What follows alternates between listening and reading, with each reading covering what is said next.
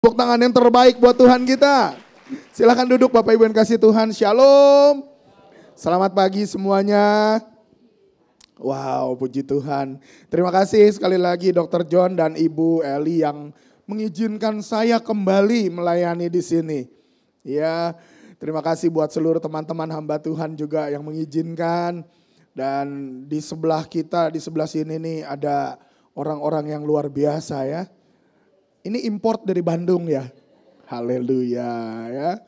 Puji Tuhan. Nah pagi hari ini Bapak Ibu yang dikasih Tuhan, kita kemarin baru merayakan 21 tahun gereja ini. Dan kita juga bersyukur bahwa gereja ini sudah menjadi seperti ini. Ya, dari perjuangan awalnya beribadah di tempat bowling, satu ruangan kecil. Terus berjalan sampai pakai Hotel Bentani. Jadi kalau dulu kita lihat data di BPD itu Hotel Bentani Dr. John. Hotel Bentani Dr. John ya. Tapi kalau sekarang bukan di Hotel Bentani lagi. GBI Raja Wali ada di Villa Kecapi Mas. Dan semuanya oleh karena anugerah, kemurahan, kebaikan dan kuasa Tuhan. Sekali lagi saya sampaikan Pak John selamat ya. Bagi Bapak Ibu semua jemaat di tempat ini selamat. Ini adalah sebuah pencapaian yang baik. Tapi saya percaya semua ini pasti juga punya maksud Tuhan ya. Kita harus semakin bergiat lagi, semakin bersungguh lagi. Nah Bapak Ibu yang kasih Tuhan, pagi hari ini khotbah saya adalah judulnya berjaga-jagalah. Kemarin Bapak Ketum kita sudah menyampaikan bahwa harus kita berani mengobarkan karunia-karunia rohani dalam hidup kita. That's right, betul. Tuhan cari dan Tuhan mau kita kobarkan karunia. Apa karunia kita? Sesuai yang Tuhan percayakan, lakukan itu dengan baik. Karena suatu saat kelak kita diminta pertanggungjawaban buat hal itu. Dan kita juga harus berani untuk memberitakan firman Tuhan. Menjadi saksinya. Karena kita punya satu tugas yaitu amanat agung. Pergi, jadikan semua bangsa muridku. Baptis mereka dalam nama Bapa, Anak dan Roh Kudus. Ya. Ajar mereka melakukan segala sesuatu yang kita terima dari Tuhan. Seluruh pengajaran bagikan kepada mereka. Betul? Itu yang Tuhan mau. Dan saya percaya ada hal yang juga penting harus kita jaga dalam hidup kita. Untuk mencapai keberhasilan banyak orang bergiat-giat dan gigih untuk mendapatkannya. Betul kan? Dari kecil anak-anak disuruh sekolah. Supaya apa? Supaya pinter. Kalau di Bogor bilangnya supaya jadi orang. Mungkin kecilnya bukan orang ya. Mungkin lagi kecilnya UAA atau apa gitu. Ya supaya nanti kalau udah gede jadi orang katanya. Nah terjemahan jadi orang itu apa? Sukses, keberhasilan dan lain-lain. Orang banyak bergiat-giat tapi dengar baik-baik saudara. Baik di dalam sekuler maupun di dunia rohani hal itu juga mirip. Orang banyak mengejar keberhasilan, ingin menjadi pemimpin, menjadi orang terkenal, menjadi pemimpin yang besar. Bahkan kalau bisa menjadi pendeta yang besar. Badannya, ya, perutnya, kepalanya, dompetnya. Semuanya pengen yang besar-besar, begitu kan? Istrinya, enggak, puji Tuhan istri saya cuma segini-gininya ya. Jangan besar-besar ya Mah ya, udah cukup ya. Nah saudara, semua orang mengejar itu, tapi ada satu yang mereka suka lupakan. Ketika mereka sudah berhasil, semua upaya, kerja keras, kerja cerdas, semua karunia, talenta, semua dipakai untuk keberhasilan. Betul, tetapi ketika seseorang berhasil, terkadang mereka lupa untuk berjaga-jaga. Gereja ini sudah berhasil mendirikan gedung yang indah. Saya mau menitip pesan untuk kita berjaga-jaga. Supaya seluruh jemaat semakin lagi bergiat dan berhati-hati. Karena bukan main-main. Ada banyak orang yang dipilih tapi yang dipanggil tapi sedikit yang dipilih. Betul? Ada banyak orang yang mengikut Tuhan, melayani Tuhan, tapi yang finishing well berapa banyak? Kita banyak melihat orang-orang bahkan berguguran berjatuhan, orang hebat terkenal. Oh levelnya enggak level Indonesia, enggak level Cirebon, enggak level Bogor. Dunia bahkan mungkin terkenal di akhirat karena bolak-balik. Ya, tapi bisa jatuh loh saudara. So kita harus jaga baik-baik hidup kita. Makanya firman Tuhan kali ini saya kasih gambarnya satpam ya. Ini bukan satpam yang kemarin Pak Rubin bilang ya. Muka security, hatinya Hello Kitty. Bukan ya. Tetapi ini kita bicara berjaga-jaga, bagaimana hidup kita harus berjaga-jaga. Matius 26 ayat 41, saya ajak kita baca bersama ya. Ayo, 1, 2, 3. Berjaga-jagalah dan berdoalah supaya kamu jangan jatuh ke dalam pencobaan. Roh memang penurut tetapi daging lemah. Roh memang penurut tetapi daging lemah. Makanya kita harus berjaga-jaga dan berdoa. Ketika kita berdoa, kita menaruh harapan kita, kekuatan kita kepada Tuhan. Saya jamin 1000%, bukan 100% lagi. Ketika kita berdoa Tuhan jawab dan pasti kuasa Tuhan dinyatakan. Betul nggak? Ketika kita belum bertobat, ketika kita masih berdosa, Tuhan sudah ampuni. Dia mati di kayu salib, Roma 5. Betul? Yesus sudah lakukan bagiannya, tetapi saudara, bicara kalimat yang pertama atau kata pertama, berjaga-jagalah, itu bagian kita. Di sini ada medical doctor ya, Dr. John yang sudah terbukti ya dari awal sampai pensiun gitu kan. Ya, bukan dokter kaleng-kaleng.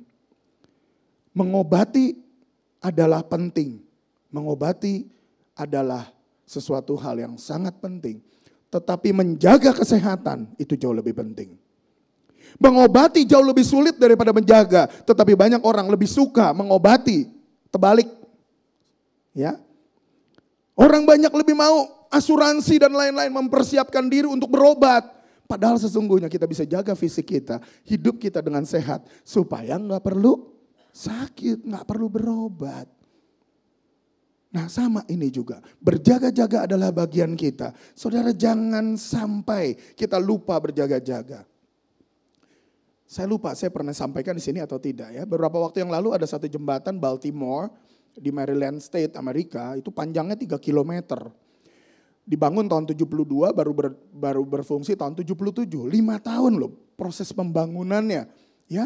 Dan di tahun lalu 2024 dalam satu malam roboh jembatan itu. Padahal sudah 47 tahun lamanya sudah menjadi jembatan yang menghubungkan kota-kota pelabuhan di kota itu. Luar biasa ya. Dalam waktu satu malam ketabrak sama kapal tongkang berbendera Singapura. Ya itu kapalnya Maersk tapi disewa oleh perusahaan Singapura. Ketabraknya gara-gara itu kapal tiba-tiba kehilangan electricity-nya ya, korslet atau apa. Jadi dia nggak bisa dikendalikan. Nabrak salah satu tiangnya. Duak, roboh saudara. Dan itu tidak bisa digunakan loh. Dikatakan perlu 72 miliar untuk memperbaikinya. Dan butuh mungkin kurang lebih 3 tahun untuk memperbaikinya. Dengar baik-baik. Jembatan yang hebat, yang kokoh 3 kilometer. Tapi tanpa penjagaan, tanpa kehati-hatian, roboh dalam satu malam. Ya, pendeta bisa roboh juga? Oh cepat bener jawabnya, bisa. Cepat banget ya. Makanya doakan gembala kita, doakan saya bisa jatuh saudara. Kalau cuma jatuh kepleset gampang bangunnya, kalau jatuh kepleset yang lain. Terus langsung senyum, paham. Ya pada paham, pinter jemaat sekarang luar biasa. Ya, nah saudara, kita perlu berjaga-jaga dengan sungguh supaya kita terluput dari kerugian, bencana, masalah, bahkan kematian. Dan ini harus dijaga dengan baik. Kenapa? Karena seringkali penyesalan selalu ada di belakang, betul? Di depan apa namanya? Pendaftaran. Di belakang penyesalan, ya. Kita harus jaga dengan baik, saudara. Kalau tidak dijaga nanti tinggal menyesal. Tidak sedikit orang-orang ini pakai dengan luar biasa, bahkan hamba-hamba Tuhan, berpendidikan, pinter, dipercaya, punya leadershipnya bagus, dipercaya menjadi pemimpin, hebat semuanya. Kepleset. Padahal udah hebat, gelarnya aja udah bisa nopang dia. Tapi kepleset runtuh semuanya dalam satu malam. Ya, ini kita harus jaga baik-baik saudara. Jangan sampai lalai ya. Demikian juga kehidupan kita, jangan saudara nanti terfokus, oh hamba Tuhan bisa jatuh. Saya kan enggak. Enggak, kita semua hamba Tuhan. Tolong angkat tangan yang hamba Tuhan. Oh enggak pada ngangkat tangan ya. Pilihannya cuma 2, hamba Tuhan atau hamba hantu. Tolong angkat tangan yang hamba Tuhan. Ya, bilang sama kanan kiri, kita hamba Tuhan. Beri tepuk tangan kepada Tuhan Yesus ya. Saudara, saya mau ajak kita semua membaca Amsal 4 ayat 23 sampai 27 dengan suara keras. Karena iman timbul dari pendengaran akan firman Kristus ya. Amsal 4 ayat 23, 1, 2, 3. Jagalah hatimu dengan segala kewaspadaan. Karena dari situlah terpancar kehidupan. Buanglah mulut serong daripadamu dan jauhkanlah bibir yang dolak-dalik daripadamu. Biarlah matamu memandang terus ke depan dan tatapan matamu tetap ke muka. Tempuhlah jalan yang rata dan hendaklah tetap segala jalanmu. Janganlah menyimpang ke kanan atau ke kiri. Jauhkanlah kakimu dari kejahatan. Minimal ada 4 hal yang pagi hari ini saya mau bagikan buat kita. Yang pertama adalah jaga hati kita. Katakan bersama, jaga hati. Di Bandung ada seorang pemimpin yang bilang, jagalah hati, jangan kau nodai, jagalah hati. Nanti pulang ambil sepedanya ya. Sepeda motor Pak Heru maksudnya. Ya. Iya, tapi hati yang mana yang harus dijaga? Kita harus benar-benar jaga loh saudara. Kenapa kita disuruh jaga hati? Coba perhatikan saudara. 1 Samuel 16 ayat yang ke-7 dikatakan apa? Bukan yang dilihat mata yang dilihat oleh Tuhan, tapi Tuhan melihat hati. Tolong klik. Ya, klik lagi. Nah, 1 Samuel 16 ayat 7 dikatakan apa? Itu dia.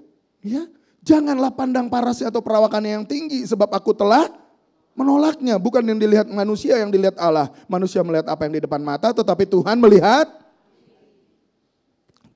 hati kita. Hati di mana? Itu yang di dalam sini bukannya hati sebetulnya, hepar. Ya, kalau hati tetap di sini. Ya Dokter John ya. Ya, tapi hati yang dimaksud adalah bagaimana nurani kita, hati kita harus kita jaga. Ini penting sekali loh saudara. Perhatikan saudara, ketika Daud yang masih kecil, kemarin Pak Rubin ngutip sedikit ya.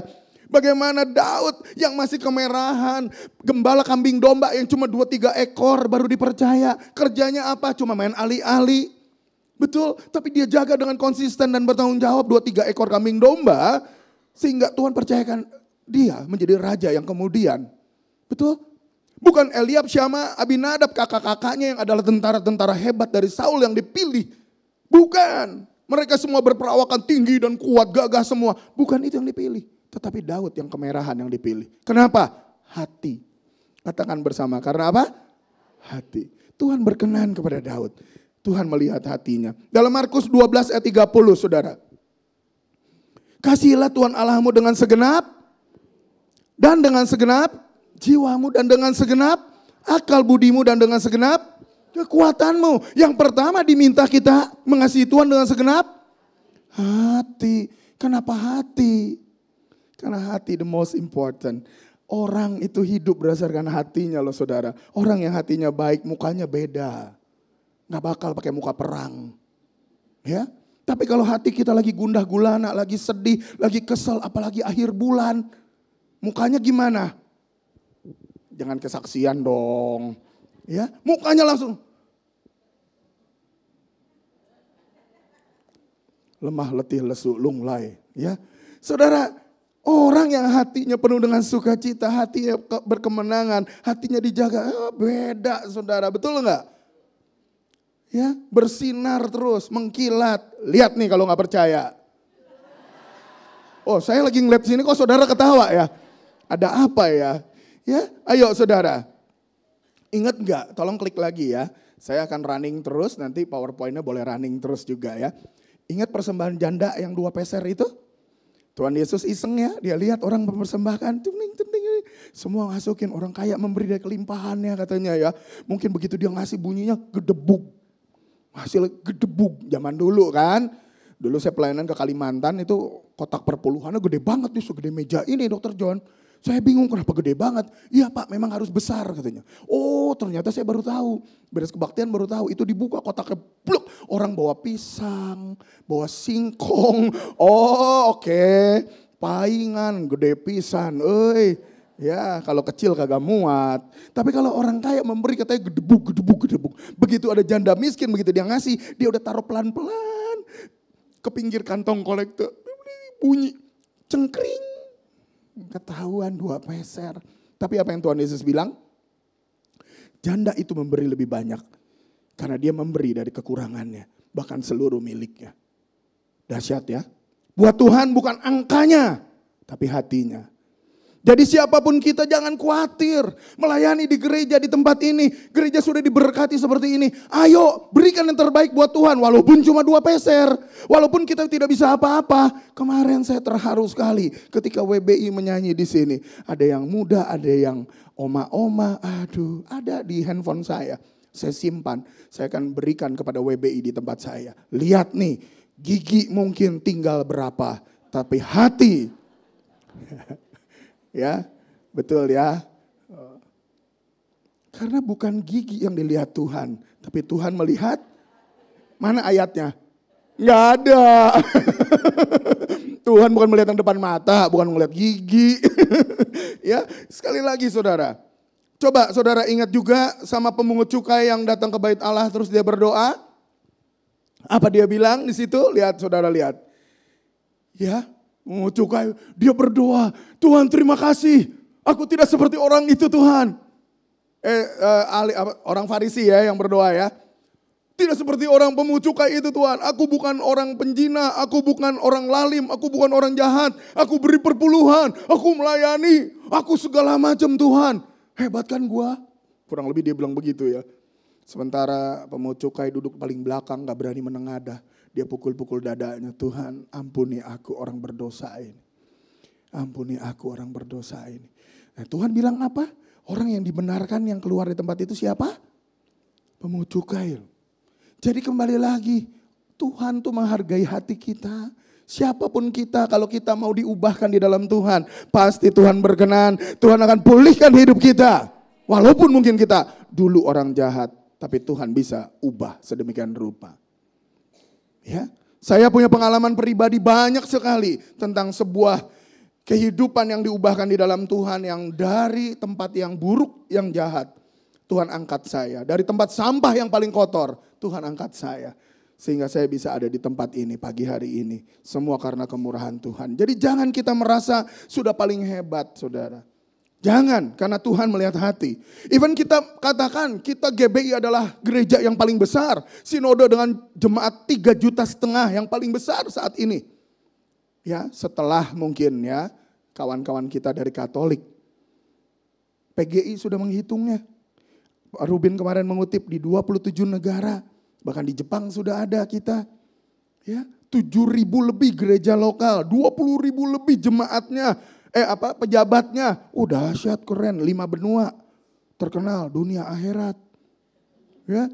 Tapi jangan kita bilang bahwa GBI paling benar loh. Enggak.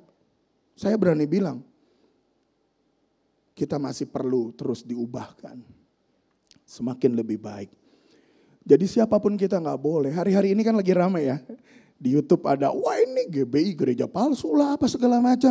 Whatever, gak usah dibantah, gak usah didengerin, gak usah dilihat. Biar aja Tuhan yang tahu, Tuhan yang menilai. Bukan hak kita untuk menghakimi. Karena kita bukan Tuhan yang menghakimi, kita juga bukan iblis yang mendakwa. Kalau kita sering-sering menilai dan mendakwa, ingat loh itu pekerjaan iblis loh. Ya, ingat baik-baik ya, jemaat di sini baik-baik semua kan? Amin. Tengok kanan kiri, kamu baik kan? Gitu. Ah masa begitu dong. Ya, yang kedua saudara, kita harus jaga hati. Yang kedua adalah jaga mulut kita. Amsal 4 ayat 24 dikatakan apa? Buanglah mulut serong daripadamu dan jauhkanlah bibir yang dolak-dalik daripadamu. Ada orang bilang sama saya, enggak pak, mulut saya melempeng pak, saya baik-baik saja. Saya cuma kalau marah ya marah kasar, ngumpat-ngumpat gitu, kebun binatang disebut semua. Saya cuma mulutnya kok pak, hatinya baik. Saya mau bilang bohong. Kenapa? Tolong klik lagi. Ya, apa? Matius 15 ayat 18 katakan, apa yang keluar dari mulut berasal dari hati. Dan itulah yang menajiskan orang. Lah kalau bisa keluar dari mulut dari mana asalnya? Dari sumbernya nih di dalam hati. Kita harus jaga makanya hati kita. Jaga mulutnya. Baik-baik jaganya saudara. Ingat Ananias Safira mempersembahkan, dia jual lahannya. Lalu dia persembahkan di kaki rasul-rasul. Dan Petrus bilang, Ananias betul engkau jual segitu? Betul. Petrus bilang apa? Kamu mendustai. Bukan mendustai manusia tapi kamu mendustai Roh Kudus. Apa yang terjadi Ananias? Mati. Safira datang istrinya juga. Ditanya lagi, sama dia suami istri sepakat ngebohong. Padahal sebenarnya Petrus sudah bilang, bukankah tanah itu adalah milikmu dan ketika engkau jual itu tetap milikmu. Artinya kalau kita mau kasih, kita persembahkan 50%-nya. Apakah itu dosa? Tidak, saudara. Tapi dia bohong. Mau mencuri kemuliaan Allah. Seolah-olah mereka memberikan semuanya. Padahal tidak. Kita harus hati-hati. Jaga, saudara, hati. Jaga mulut nih. Salah ngomong. Ya, salah ngomong dari hati. Tetot, ya. Suatu saat saya pernah pelayanan di satu gereja, begitu WL-nya bilang, saya persilakan hambanya untuk menyampaikan firman Tuhan. Saya nengok kanan kiri karena belum dikasih mic. Saya naik ke depan, wah soundman dari belakang lari karena gerejanya besar. Lari dong, bawa mic. Sampai di depan, begitu dia mau kasih mic ke saya, dia kesandung. Begitu dia kesandung, dia monyet katanya. Saudara pikirkan, seorang hamba Tuhan mau khotbah dibilang monyet. Makanya latah tuh mesti hati-hati ya.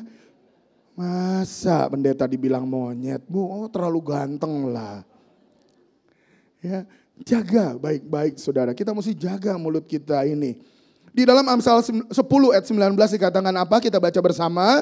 Di dalam banyak bicara pasti ada pelanggaran, tetapi siapa yang menahan bibirnya berakal budi. Jangan gosip saudara, gibah aja. Banyak suami-suami itu gak mau istrinya tuh ngumpul-ngumpul tuh karena apa? Karena apa? Ya udah jangan dibahas. Nanti di rumah aja tanya sama suami masing-masing. Efesus 4 ayat 29 katakan apa? Janganlah ada perkataan kotor keluar dari mulutmu. Tetapi pakailah perkataan yang baik untuk membangun di mana perlu. Supaya mereka yang mendengarnya beroleh kasih karunia. Nah itu dia saudara. Mulut kita harus kita jaga. Anak Tuhan mulutnya penting loh. Kalau kita salah ngomong seumur hidup orang ingat. Betul gak? Apalagi kalau kita ngebohong. Orang tahu udahlah jangan percaya sama dia. Dulu tahun sekian bulan jam sekian dia ngebohong. Orang bisa ingat loh. Hati-hati loh saudara. Makanya jangan gampang gunakan mulut ini dengan salah. Anak-anak muda hati-hati mulutnya ya. Hati-hati jangan bilang bentar-bentar bilang monyet. Terus pacarnya gak nge-WA, gak ngebales WA-nya. Gak datang-datang. Ternyata pacarnya pergi sama perempuan atau laki-laki lain. Terus sedih hatinya. Terus datang ke gereja. Mau nyanyi bingung. Ngapain bingung. Ya. Terus di pintu gereja nyanyi. Dalam kesedihannya dia nyanyi. Lumpuhkanlah ingatanku, hapuskan tentang dia. Datang ke gereja Tuhan kira berdoa. Kedengeran sama Tuhan dikasih. Lumpuh ingatannya. Datang ke gereja gini. Lupa ingatan saudara. Hati-hati mulut kita ini penting. Ya. Mulutmu harimaumu katanya, betul? Jaga baik-baik ya. Yang berikut saudara, kita harus gunakan mulut kita ini buat bersaksi.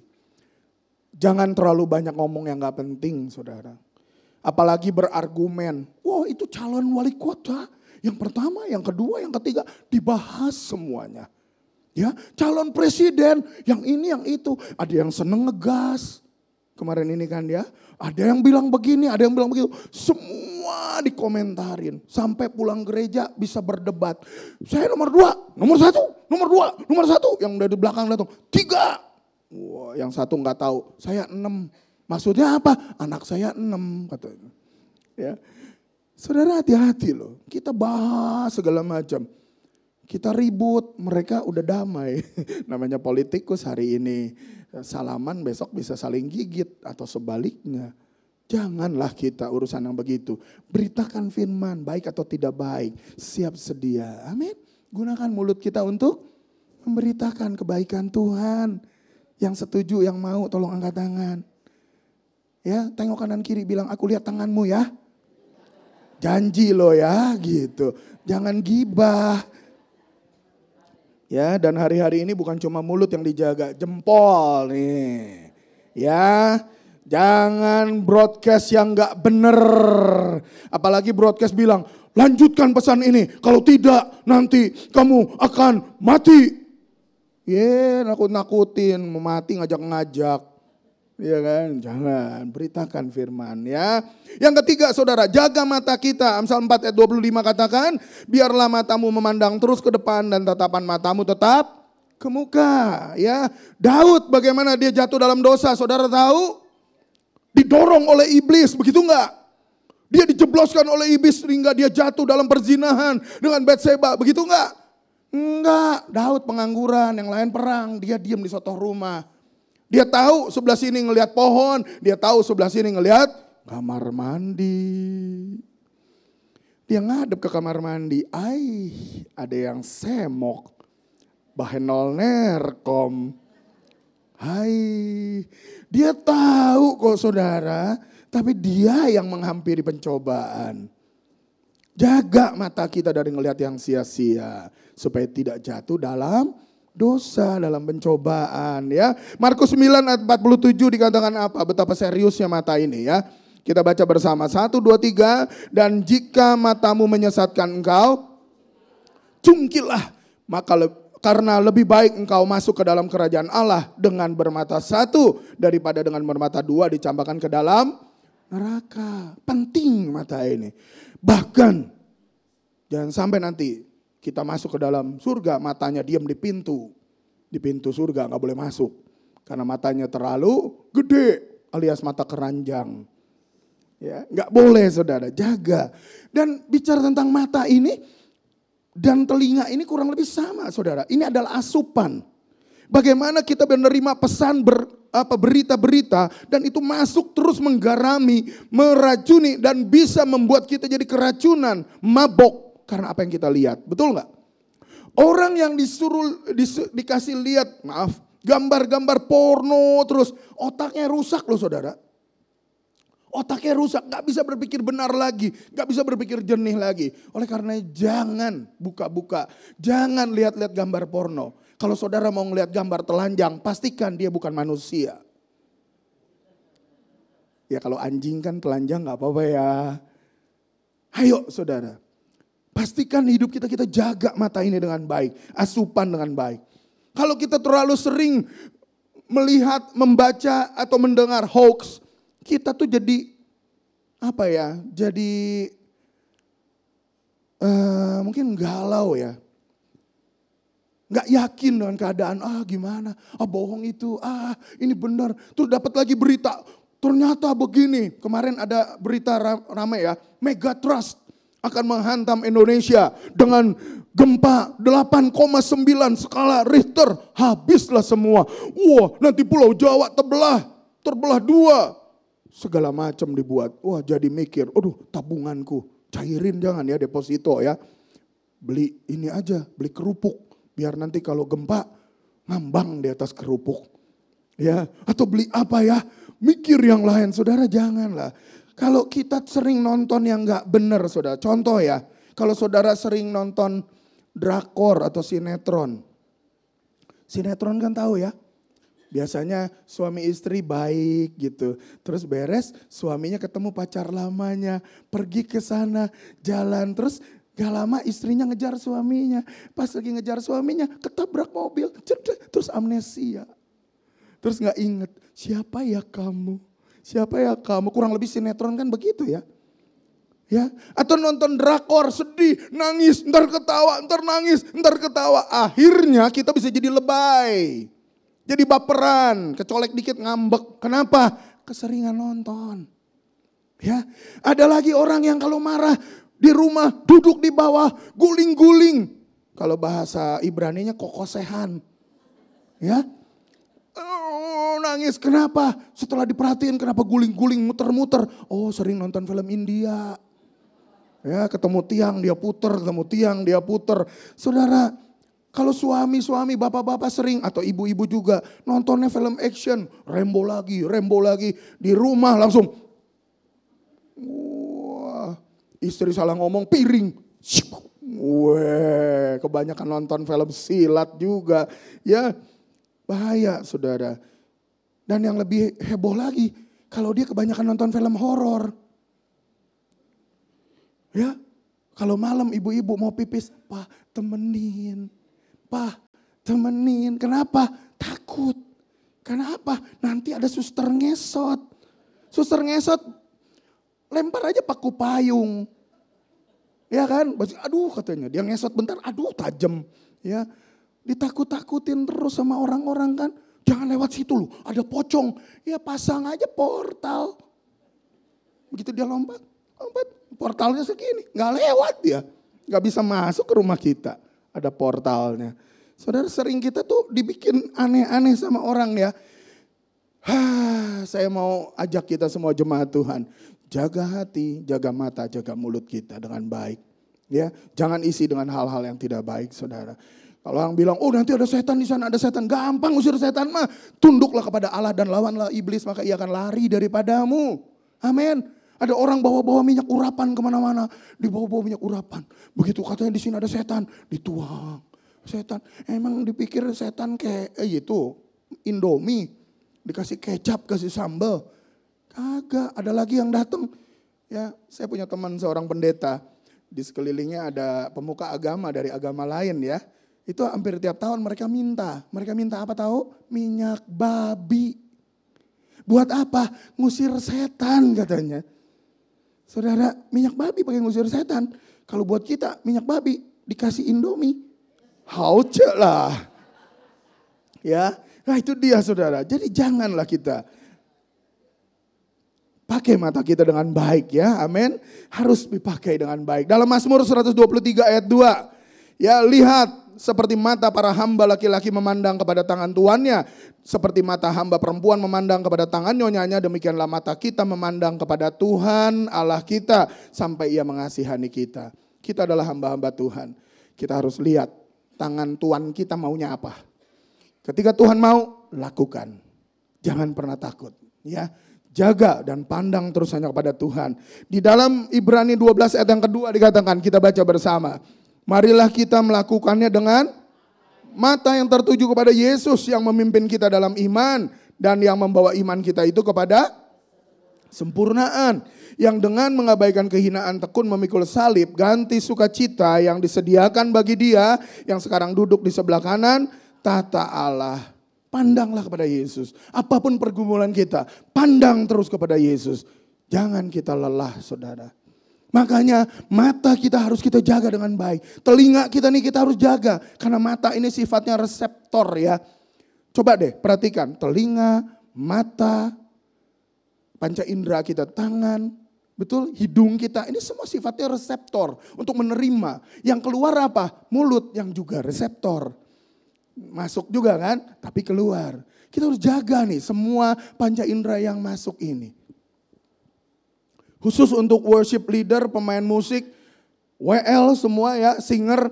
Jaga hatimu dengan baik. Jaga mulutmu, jaga telingamu. Ya, jangan sampai nanti sampai di mimbar nyanyi. Hidup ini adalah kesempatan. Hidup ini untuk melayani Tuhan. Jangan sia-siakan waktu yang Tuhan beri. Hidup ini hanya sementara.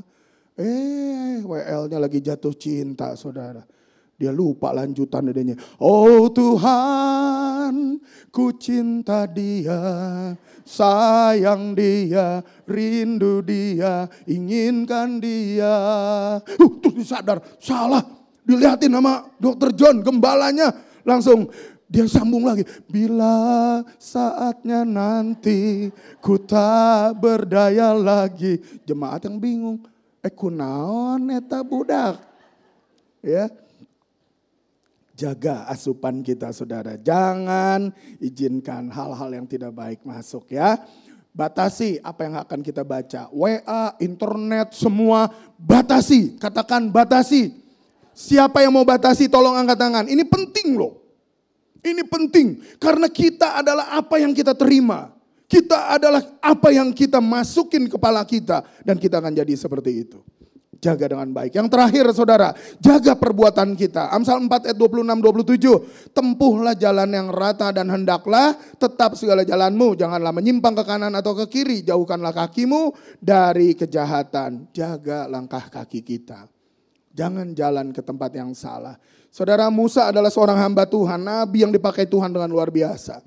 Dia dipilih Tuhan dengan luar biasa. Dia diarung di sungai, diambil sama anak putri Firaun, diangkat anak, luar biasa ya. Dahsyat. Tuhan punya rencana yang hebat sekali buat Musa. Sampai Musa dididik sedemikian rupa, Tuhan sendiri ngomong sama Musa, berdebat sama Musa. Musa bilang, aku tidak pandai bicara, sampai dikasih Harun dan lain-lain. Singkat cerita, ya, Musa dipakai Tuhan bawa bangsa Israel keluar dari Mesir, melakukan banyak mujizat. Sungai dibelah, betul? Dahsyat ya. Dahsyat, laut terbelah saudara. Kita juga bisa sih, cuma naik kapal laut ya. Dia angkat tongkat, Tuhan suruh, terbelah laut. Dahsyat. Tuhan berikan air di Mara menjadi tidak pahit, bisa diminum. Banyak mujizat terjadi saudara. Ya, bangsa Israel marah, dikasih roti, dikasih burung puyuh, dikasih daging juga. Kurang apa? Tapi sampai satu titik di Meriba, mereka kekurangan air. Musa kebingungan, bagaimana ini? Bagaimana ini? Bangsa itu mau melempari Musa dengan batu. Musa ketakutan sama Harun. Musa ketakutan, dalam ketakutannya, aduh bagaimana ini? Dan akhirnya Tuhan bilang, pukul bukit batu itu, maka akan keluar air dari situ. Musa saking keselnya, dia ambil tongkat, dia datang ke bukit batu. Kurang ajar nih bangsa Israel ya. Dan dalam hatinya mungkin ada ini, kok Tuhan kenapa gak dari tadi? Bikin deg-degan terus. Dia pukul saudara. Des. Berapa kali dia pukul? Twice. Musa harusnya pukul 1 kali saja cukup. Karena kuasa Tuhan bekerja. Bukan karena Musa. Tapi karena dia marah. Dia pukul 2 kali. Das. Des. Air keluar gak? Keluar. Semua minum dengan ya puas. Ternaknya pun minum dengan cukup. Tapi apa yang terjadi? Tolong dibuka. Ya. Di bilangan 20 ayat yang ke-12 dikatakan apa? Tetapi Tuhan berfirman kepada Musa dan Harun, karena kamu tidak percaya kepadaku dan tidak menghormati kekudusanku di depan mata orang Israel. Itulah sebabnya kamu tidak akan membawa jemaah ini masuk ke negeri yang akan kuberikan kepada mereka. Itulah mata air Meriba, tempat orang Israel bertengkar dengan Tuhan dan ia menunjukkan kekudusannya di antara mereka. Musa gak masuk tanah perjanjian saudara. Sayang ya, udah puluhan tahun disertai Tuhan, mujizat dan lain-lain. Tapi Musa tidak masuk tanah perjanjian. Yosua yang masuk ke sana. Jangan sampai hidup kita tidak finishing well. Karena kita tidak menjaga langkah kita dengan baik. Jembatan Baltimore sudah 47 tahun mengabdi. Dalam satu malam hancur saudara. Ayat terakhir saya ajak kita baca bersama. Galatia 3 ayat 3. Ya, kita baca bersama. 1, 2, 3. Adakah kamu sebodoh itu? Kamu telah mulai dengan roh, maukah kamu sekarang mengakhirinya di dalam daging? Nah ini dia. Biar ayat ini kita pegang baik-baik. Biar kita hidup di dalam Tuhan. Sungguh-sungguh menjaga hati, mata, mulut kita, langkah hidup kita. Sehingga hidup kita sungguh finishing well. Sampai akhir. Gereja ini akan dipakai Tuhan lebih lagi untuk memenangkan banyak jiwa. Orang-orang mudanya akan dibangkitkan lebih lagi, dahsyat lagi. Untuk menjadi penerus bagi organisasi, bagi gereja Tuhan di tempat ini. Sehingga sungguh kemuliaan Allah yang dinyatakan. Amin. Mari kita satukan hati, kita berdoa. Sambil kita mempersiapkan hati juga untuk menerima perjamuan kudus. Saya undang